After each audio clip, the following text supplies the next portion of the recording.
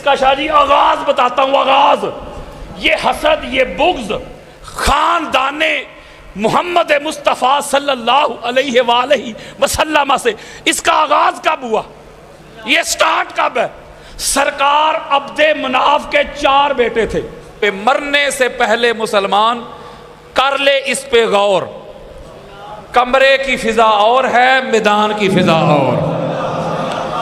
ہم اللہ کے فضل و کرم سے میدان والے ہیں، کمرے والے نہیں۔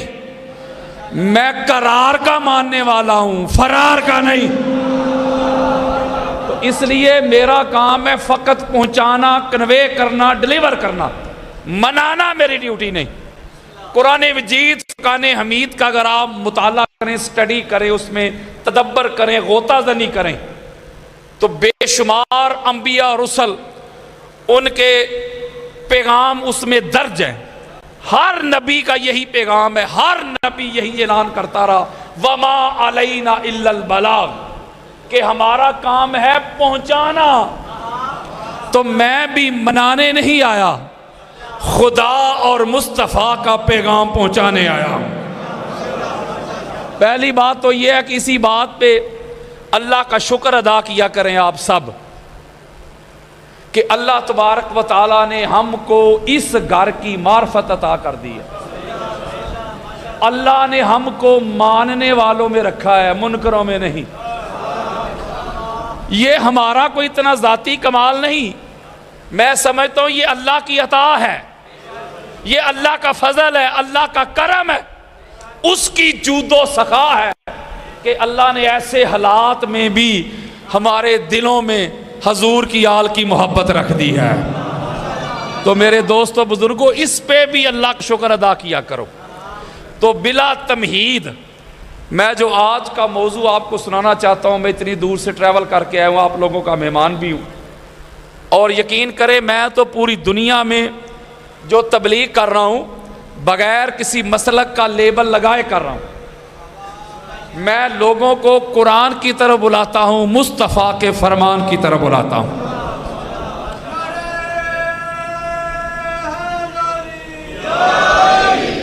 قرآن مجید فرقان حمید جو بنی نوع انسان کی رشد و ہدایت کے لیے آیا تھا، کچھ لوگ قرآن کو مانتے ہیں، قرآن کی نہیں مانتے۔ یارو آپ نے وہ میرا کراچی والا مرادرہ نہیں سنا؟ وہ میں قرآن ہی پڑھتا تھا نا، میں قرآن پڑھتا تھا، مولوی صاحب بابے پیش کرتے تھے، میں حدیث پڑھتا تھا، مولوی صاحب قصے کہانیاں پیش کرتے تھے۔ تو اس کا مطلب ہے قرآن کے ہاں معیار افضلیت اور ہے، مولوی صاحب کے ہاں اور ہے۔ تو ہمارے پاس جو اتھارٹی ہے، ہمارے پاس جو حجت ہے، جو ریفرنس ہے، جو مصدر اول ہے، وہ اللہ کا قرآن ہے یار۔ اب اللہ کے قرآن سے سورہ النساء اس کی آیت کا نمبر ہے 54 جو ابھی میں نے آپ کے سامنے پڑھی۔ اس میں اللہ رب العزت نے ارشاد فرمایا کہ کیا ہو گیا ان لوگوں کو، یہ ان ہستیوں سے حسد کرتے ہیں، اس بات پہ حسد کرتے ہیں جو اللہ نے اپنے فضل سے ان کو عطا کیا ہے۔ اس طرح نہیں، آپ نے ذرا میرے ساتھ انگیج رہنا ہے، جاگتے ہوئے سننا ہے۔ بلکہ میرے جتنے بھی دوست ہیں نا، اہل سنت دوست، آپ کے سامنے سنی بیٹھا ہے،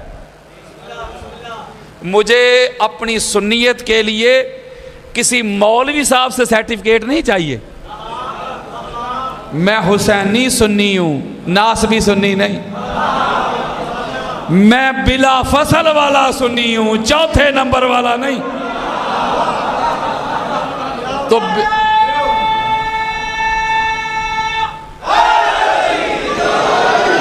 بے شمار میرے اہل سنت میرے دوست ہیں، ہم پیالہ ہم نوالا، وہ مجھے اکثر کہتے ہیں یار ہمارا دل بڑا کرتا ہے کہ ہم بھی جو مومنین ہیں ان کی مجلس میں جا کے اہل بیت کی شان سنائیں۔ تو میں اکثر پوچھتا ہوں بھائی کیوں؟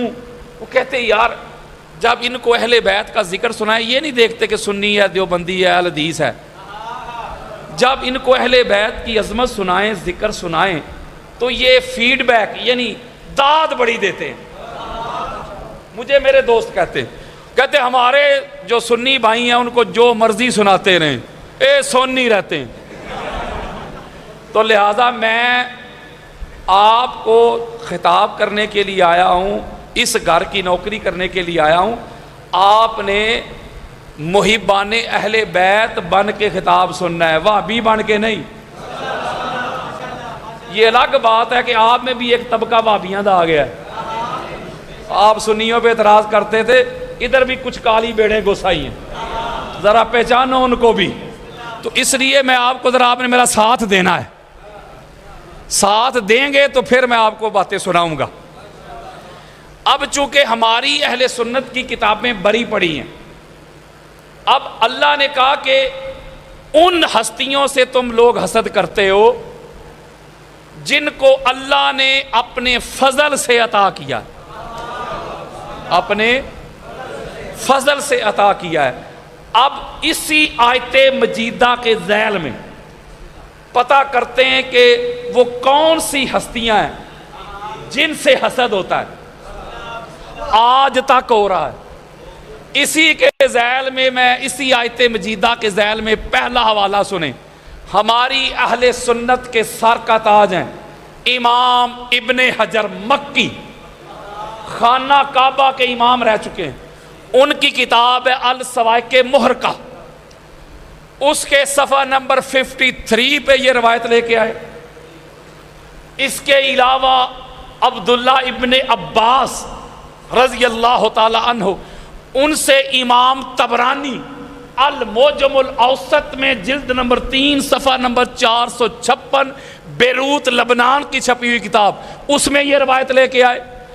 امام باقر علیہ السلام صلوات اللہ علیہ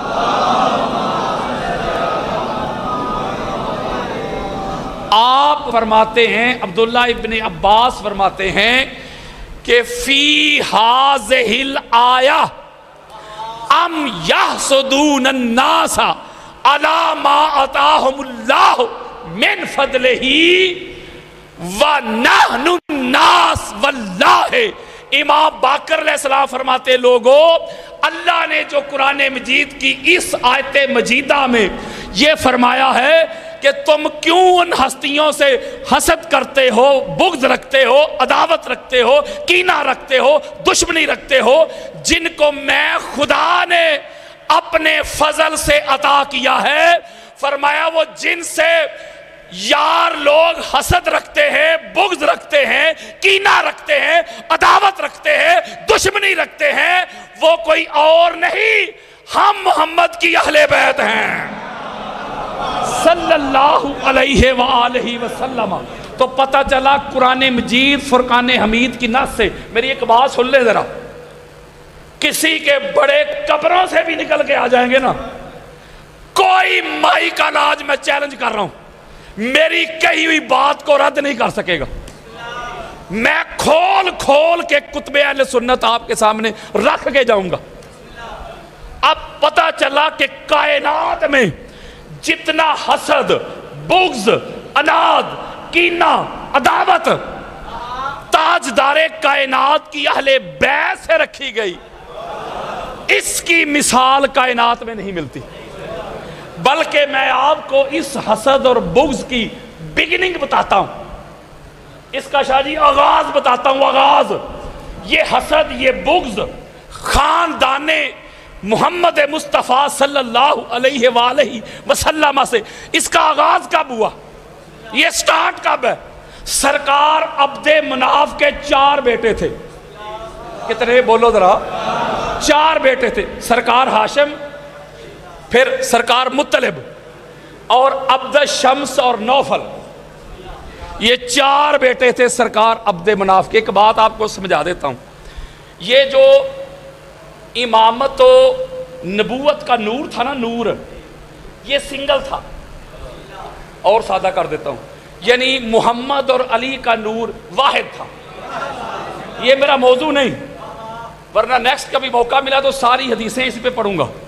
میں آپ کو ایک بڑی خاص بات سمجھانا چاہتا ہوں کہ یعنی نبوت اور امامت ایک نور میں آ رہے تھے. ایک نور میں امام احمد بن حنبل کی فضائل صحابہ ہماری اہل سنت کے سر کا تاج ہے امام احمد بن حنبل، اس کی حدیث کا نمبر ہے 1130 1130، اس میں یہ روایت موجود ہے کہ نور ایک ہی تھا، نور۔ اب یہ ہوتا تھا کہ اللہ اس نور کو جس سلب میں ٹرانسفر کرتا تھا نا، وہ نور کی برکت سے اس کی پیشانی پہ نور چمکتا تھا۔ بولو یار۔ تو جب سرکار عبد مناف کے چار بیٹوں میں نبوت و امامت کا نور آیا سرکار ہاشم کی طرف، جب سرکار ہاشم کی طرف آیا تو نور ان کی پیشانی پہ چمکتا تھا، حسین تھے، جمیل تھے، معاشرے میں، سوسائٹی میں ان کی بڑی عزت تھی، نام تھا، وقار تھا۔ اور ہاشم کا لغوی معنی پتہ کیا ہوتا ہے؟ کہ گوشت بنا کے شوربہ کر کے غریبوں کو کھانا کھلانے والا۔ اس وقت کائنات میں جو سب سے افضل ہستی تھی نا وہ سرکار ہاشم تھی۔ یعنی جدھر یہ نور گیا نا، آدم سے لے کے سرکار عبد المطلب سے آگے عبداللہ تک اور سرکار ابو طالب تک جتنی بھی ہستیاں ہیں نا، کیا جی ابھی میں آپ کو بتا سکتا ہوں ایک ایک کا نام۔ وہ جدھر جدھر یار یہ نور چمکا ہے، تو میں ایک نکتہ سمجھا رہا ہوں، وہ جن میں نور چمکتا تھا اس وقت کائنات سے سب سے اعلیٰ وہ ہوتے تھے، سب سے افضل وہ ہوتے تھے، منزہ، مصفہ، مجلہ، پاک، صاف، طاہر، مطہر۔ ادھر چونکہ سرکار ہاشم کا انتخاب کیا تھا اللہ نے، ان کو چنا تھا، وہ مصطفیٰ تھے، تو نور ان کی پیشانی پہ چمکتا تھا، تو معاشرے میں، سوسائٹی میں ان کی عزت تھی، وقار تھا، روب تھا، دبدبہ تھا۔ کعبے کہ وہ سجادہ نشین تھے، متولی تھے یار، سارے فیصلے وہ کرتے، بھوکوں کو کھانا وہ کھلاتے، یتیموں کے سر پہ ہاتھ وہ رکھتے، ہزارہا اونٹ ان کا سامان تجارت لے کے دوسرے ممالک میں جایا کرتے تھے۔ جو دیگر ممالک سے وفود آیا کرتے تھے وہ سرکار ہاشم سے گفتگو کرتے تھے۔ معاشرے میں، سوسائٹی میں ان کا ایک روب تھا، ایک نام تھا، ایک وقار تھا۔ یہ جو تھا نا عبد شمس، اس کا ایک بیٹا تھا امیہ بن عبد شمس، یہ دونوں باپ اور بیٹا امیہ بن عبد شمس۔ یہ سرکار ہاشم کا یہ جو پروٹوکول تھا غیر معمولی، آپ کی یہ جو عظمت تھی، آپ کی یہ جو رفت تھی، آپ کی جو نفاست و طہارت تھی، اس سے حسد کرتے تھے۔ بندہ پتہ حسد کس سے کرتا ہے؟ جس کو سمجھتا ہے نا یہ مجھ سے بہتر اور افضل ہے، وہ اسی سے حسد ہوتا ہے یار۔ وہ کبھی نکمے بندے سے بھی حسد ہوا ہے؟ نہیں سمجھ رہے، میں ابھی میں سمجھاتا ہوں۔ یہ پوری کائنات میں حضور کی اہل بیت سے حسد ہوا ہے۔ بولو، میں ایک ہی جملے میں سمجھاتا ہوں، جس نے حسد کیا ہے، سنو بات، اے جیڑے جیڑے کسے کام جوگے نہیں سننا۔ ہوئے ہوئے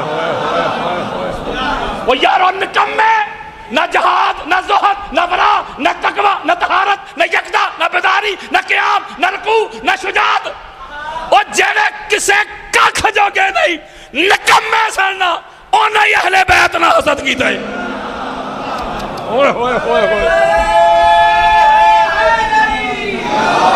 تو یہ نکمہ مطلق تھا، گھٹیا، پست، گندا، غلیظ، اتنا نجس، رجس، گندگی کا ڈھیر۔ تو سرکار کی نفاست و طہارت سے حسد کرتا تھا۔ کبھی ادھر بیٹھنا چیلنج کر دینا، میرے ساتھ مناظرہ کرے، تو سرکار ہاشم علیہ السلام اس کو دفع کرتے تھے۔ اس کی اوقات کیا ہے، اس کی حیثیت کیا ہے؟ میں حسد کا آغاز بتا رہا ہوں۔ جب ان کی گستاخیاں زیادہ بڑھ گئیں تو مکہ کے کچھ شرفاء تھے، انہوں نے سرکار ہاشم علیہ السلام کی بارگاہ میں عرض کی کہ حضور یہ جہاں بیٹھتا ہے گھٹیا باتیں کرتا ہے، تو اس کو روکنا پڑے گا۔ ہم نے اس کا چیلنج قبول کر لیا ہے، مختصر سمری دے رہا ہوں، اب آجا بیٹھ جا۔ آمنے سامنے ہو گئے، منصف بیٹھ گئے، تو منصف کہتے بھی بتا تیرے اندر کیا کمال ہے، تو جو کہتا ہے کہ میں بہتر ہوں، اپنی بہتری تو بتا۔ کبھی آل محمد کے سامنے بھی کوئی بہتر بن سکا ہے؟ اے مولوی آج تک کوشش کر رہے ہیں کہ بندیاں نو رنگ روغن کر کے نا کسی طرح سے اہل بیت کے برابر کر دے ہو نہ پائی. یہ 1400 سالوں سے لگے ہوئے ہیں. یہ اہل بیت کے ہم منصب تو کیا، اہل بیت کے نوکروں کے نوکروں کے نوکروں کے نوکروں کے برابر بھی نہیں کر سکے.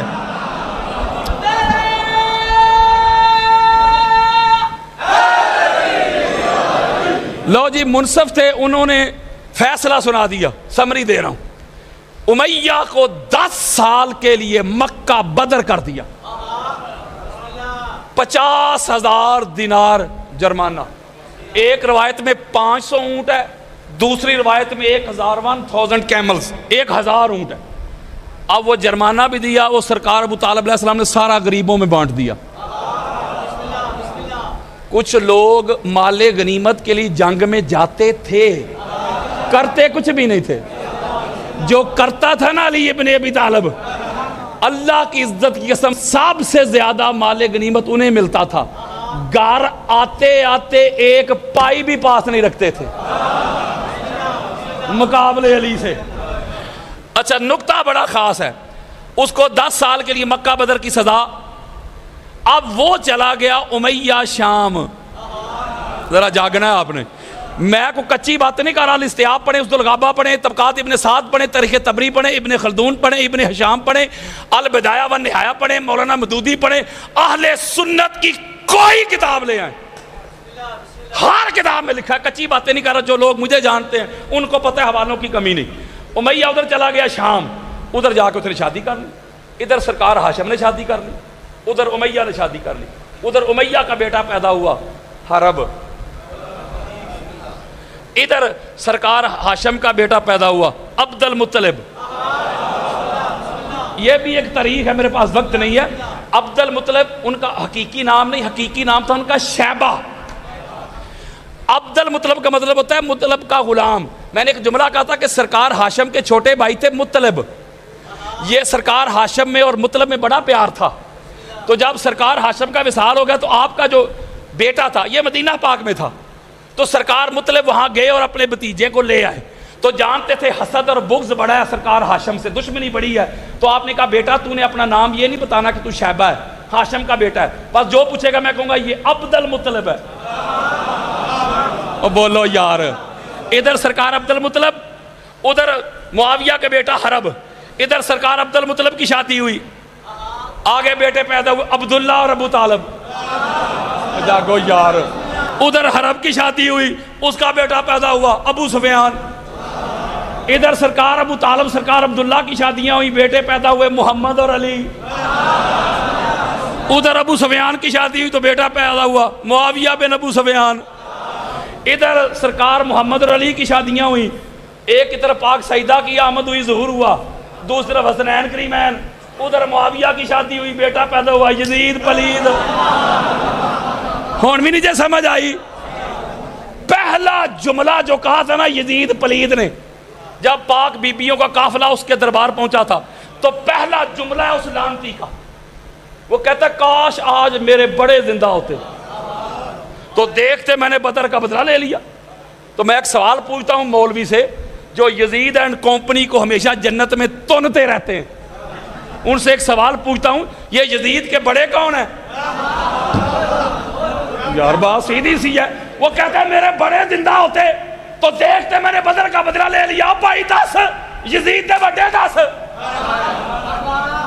یہ مطلب ہے کہ انہاں نہیں پرابلم ہے نا خاندان بنو ہاشم سے، بلکہ یزید نے یہاں تک دعویٰ کر دیا تھا، وہ کہتا تھا نبوت بھی کوئی نہیں اتری. یہ خاندان بنو ہاشم نے اپنے پاس سے نبوت گاڑ لی ہے، اگر نبوت اترتی تو ہمارا حق ہوتا. تو یہ میرے دوستوں میرے بزرگوں جو سادات بیٹھے ان کے قدم چوم کے کہہ رہا ہوں، یہ اہل بیت نبوت سے دشمنی کا، حسد کا، بغض کا آغاز یہاں سے ہو گیا. اب آگے چلیں، ذرا میں اور آسان حصے میں آتا ہوں کہ ہمیشہ حسد اور بغض انہی ہستیوں سے رکھا جاتا ہے جو بڑی اعلیٰ ہستیاں ہوتی ہیں. فرض کریں میرا شعبہ ہے خطابت، کوئی بندہ کوئی ایسا خطیب ہو جو قرآن کی آیات بڑی پڑھے، احادیث بڑی پڑھے، حدیث نمبر صفحہ نمبر 2,000 متن پڑھ جائے تو میرے دل میں حسد آئے گا، یار اس نے تو اتنی زیادہ آیات پڑھ دی ہیں، اتنی حدیث پڑھ دی، حسد آئے گا تو جیڑا ہوئی کسی کام جو گا، نہ حدیث نہ قرآن، اس سے میں نے کیا حسد کرنا ہے؟ اب بولو یار، اب یہ جتنے بھی حاسدین ہیں نا، یہ جتنے بھی منافقین ہیں، انہوں نے حسد کیا مولا علی سے لے کے آج تک، ان کی حسد کی آگ آج تک ٹھنڈی نہیں ہوئی۔ وہ ٹھنڈی اس لیے نہیں ہوئی کہ کوئی بھی ڈپارٹمنٹ ہو، کوئی بھی شعبہ ہو، کوئی بھی واقعہ ہو، کوئی بھی ایونٹ ہو، ان کی موجودگی میں جنہوں نے آؤٹ سٹینڈنگ کارکردگی دکھائی ہے نا، وہ مصطفیٰ کی اہل بیت ہے۔ جب آقا علیہ الصلوۃ والسلام نے جب اللہ کی توحید کا اعلان کر دیا تو یہ جتنے لوگ جو کہتے ہیں جی بعد از انبیاء یہ افضل اور اعلیٰ ہے، یہ بھی تھے، ان کے باپ دادا بھی تھے۔ کوئی مائی کا لال مجھے ان کا کردار دکھائے۔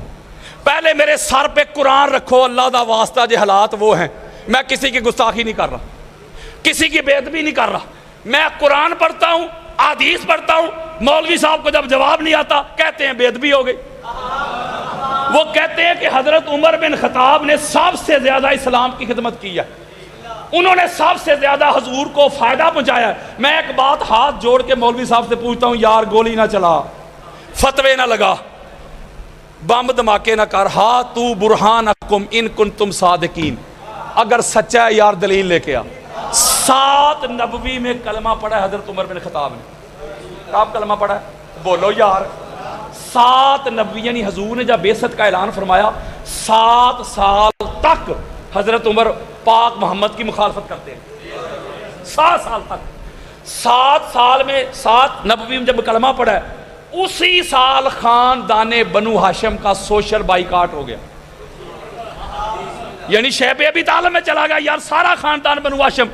3 سال رہے، 7 اور 3 10، بولو یار، وہ جو 3 سال خاندان بنو ہاشم محصور رہا ہے، مجھے بتائیں حضرت ابوبکر صدیق ہو، حضرت عمر بن خطاب ہو، حضرت عثمان بن عفان ہو، کسی ایک بندے نے وہ کوئی گندم کی بوری بیچ دی ہو؟ نہیں سمجھ رہے، وہ یار گستاخی نہیں کر رہا، وہ دلائل دے رہا ہوں یار۔ اور 7 سے 3 سال 10 میں یہ سوشل بائیکاٹ ختم ہو گیا، اور 10 میں ہی سرکار ابو طالب علیہ السلام اور پاک سیدہ خدیجہ الکبریٰ سلام اللہ علیہا کا وصال ہو گیا، اور 10 میں ہی حضور مدینہ چلے گئے۔ نہیں سمجھ رہے یار بات، پوری مکی زندگی میں ان کا کردار 0/0۔ یار سامنے بتا رہا ہوں یار، کہ چلو آؤ مدینہ آ جانے ہیں، وہ یہ تو تھا مکہ یار، وہ مکہ کے 10 سال، اب مدینہ نہ آ جائیں، بدر میں کردار دکھائیں، احد میں دکھائیں، وہ خندق میں دعائیں، میں لڑائی کر رہا ہوں، میرے منہ پہ مارو روایتیں، وہ بدر میں ان کی کوئی دکھائیں، مجھے کوئی کردار دکھائیں، احد میں دکھائیں، خندق میں دکھائیں، حنین دکھائیں، خیبر میں دکھائیں، وہ دکھائیں تو صحیح نا۔ یہ تو کوئی بات نہ ہوئی کہ سارا کچھ کیا دکھا تو صحیح۔ اور جو خلافت تھی مولا علی علیہ السلام کی، مولا علی علیہ السلام چونکہ وصی رسول تھے، مولا علی علیہ السلام خلیفہ تو بلا فصل تھے، مولا علی علیہ السلام نے پاک محمد کے دین کی خاطر، چونکہ مولا علی علیہ السلام نے تو قربانیاں دی تھی، انہوں نے خاموشی اختیار کر لی اللہ کے دین کی خاطر، تو یہ خلیفہ اول حضرت ابوبکر صدیق بن گئے، پھر حضرت عمر بن گئے، پھر حضرت عثمان بن گئے۔ بولے یار، اب کوئی بندہ بادشاہ ہو وقت کا بنا ہوا، نص قرآن حدیث سے نہیں، جو بادشاہ بنا ہو اس کے بادشاہی کے پیریڈ کے دوران فوج کوئی کام کر دے، یہ نواز شریف کا دور تھا تو دھماکے ہو گئے، اب نواز شریف صاحب کہیں ایٹم بم میں ہی بنایا ہے، وہ جاگو یار، وہ اس کا دور تھا یار، حکمران وہ تھا، بنایا تو ڈاکٹر قدیر نے، بولے اس میں اس کا کیا کردار ہے یار، اس کی کیا خوبی ہے اس میں، بولے۔ اس کا مطلب یہ ہوا کہ سرکار ابو طالب سے لے کے مولا حسین بادشاہ سرکار کوئی مائی کا لال میرے سامنے لاؤ جس نے کوئی اللہ کے دین کی مدد کی ہو. جب بھی مشکل وقت آیا ہے, جب بھی کڑا وقت آیا ہے, اگر مال خرچ کرنے کا وقت آیا تو گھر ابو طالب کا تھا, اولاد قربان کرنے کا وقت آیا تو گھر ابو طالب کا تھا. اس لیے میں کہتا ہوں اسلام کی ابتدا ابو طالب کا گھر اور اسلام کی بقا بھی ابو طالب کا گھر ہے.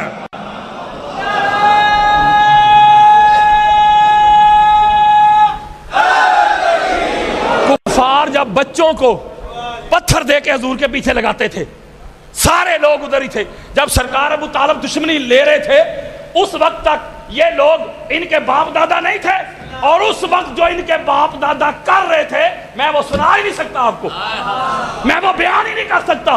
بے شک بخاری میں لکھا ہو, مسلم میں لکھا ہو, ابو داؤد میں, نسائی, ترمذی, حاکم, قسطلانی, اسقلانی, سیوطی, بیہقی, طبرانی. یہ کیسا دستور زبان بندی ہے تیری دنیا میں. یہاں تو حق کہنے کو ترستی ہے زبان میری, نہ جانے کون مار دے کافر کہہ کے شہر کا شہر ہی مسلمان بنا پھرتا ہے.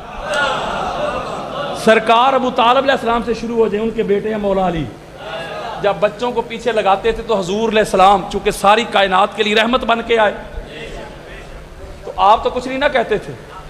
تو مولا علی علیہ السلام نے عرض کی یا رسول اللہ آپ تو کچھ نہیں نہ کہہ سکتے, اگر بچہ ہی بچوں کو پٹکے او جاگو یار, پھر تو کوئی اعتراض نہیں نہ بنتا. میں ایک جملہ کہنے لگا ہوں, جب بھی پاک محمد پہ, اور میں انبار لگا دوں گا کسی کو مسئلہ ہو, کسی کا آزما خراب ہو, جب بھی پاک محمد پہ کوئی مصیبت آئی ہے نا, کوئی مشکل آئی ہے, تو جس ہستی نے آگے بڑھ کے کہا نا یا رسول اللہ پریشان نہ ہو, میں ہوں نا, ہوئے ہوئے ہوئے ہوئے, میں ہوں نا. یہ جب مشکل میں مصیبت میں جس نے حضور کو فرمایا نا آقا پریشان نہ ہو میں ہوں نا, اس کا نام علی ابن ابی طالب ہے. یارو ادھر بچے پیچھے ہیں, ابھی میرا آسان شروع ہو گیا,